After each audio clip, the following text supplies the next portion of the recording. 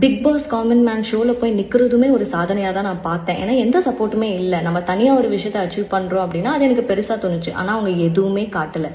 Performance பாட்டுக்கு வந்தப்போ உங்ககிட்ட என்ன திறமைகள் இருக்குது அப்படின்னு கேட்டாங்க. அந்த திறமைகள் சொல்லும் போது நான் சொன்னேன், எனக்கு ஆக்டிங் வரும், எனக்கு டான்ஸ் வரும். ராஜு எனக்கு ஒரு சிச்சுவேஷன் கொடுத்தாங்க. என்னன்னா கொழாடி சண்டை போடணும். அது மாயாவும் நானும் சண்டை போடணும்.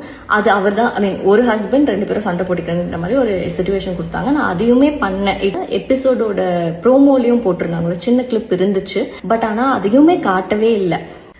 ஸோ இந்த என்டையர் ஜட்ஜ்மெண்ட்லேயுமே ஆரி ரொம்ப நியூட்ரலாக எதுவுமே சொல்லாமல் இருந்தார்.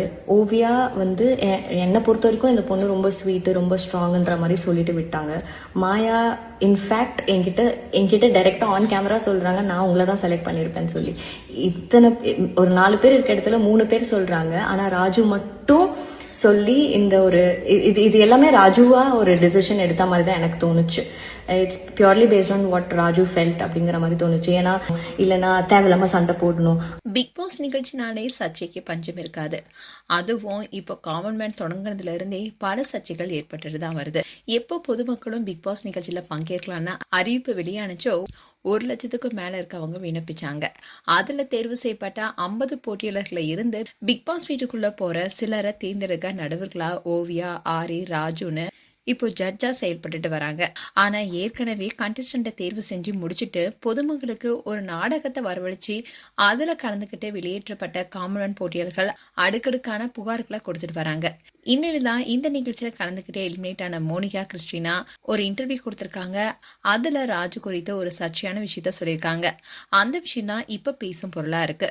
அதுல மோனிகா என்ன சொல்லியிருக்காங்கன்னா, ஒரு ஆபீஸ்ல சாதாரணமா வேலை செஞ்சிட்டு இருக்கும் போது எனக்கு பிக் பாஸ் காமன் நிகழ்ச்சியில இருந்து போன் வந்துச்சு. 20 நாள் ஆகும்னு சொன்னாங்க.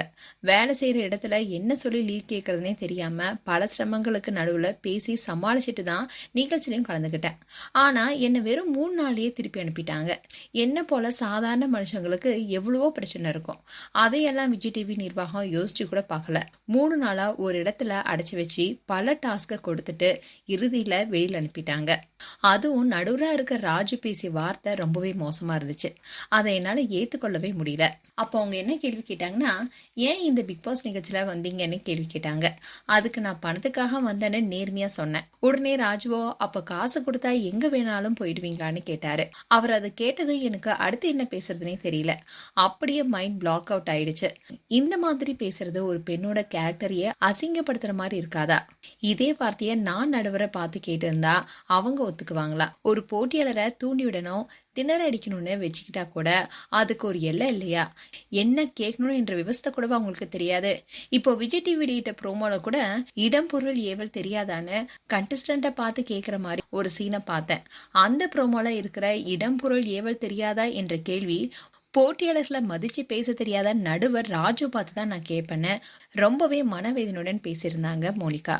ஏற்கனவே பிக் பாஸ் கண்டஸ்டண்டா வந்தவங்கள 50 பேரை ஒரே ரூம்ல அடிச்சு சேர்ல உட்கார டாஸ்கணும் அண்ட் ஒரே பஸ்ல அந்த 50 பேருமே அடிச்சு பிடிச்சி ஏறினதுன்னு இதெல்லாம் பார்க்கும்போது எதுக்காக இப்படிப்பட்ட ஒரு நிகழ்ச்சி நடத்துறாங்கன்னு தான் பலரும் கேள்வி எழுப்பிட்டு வராங்க.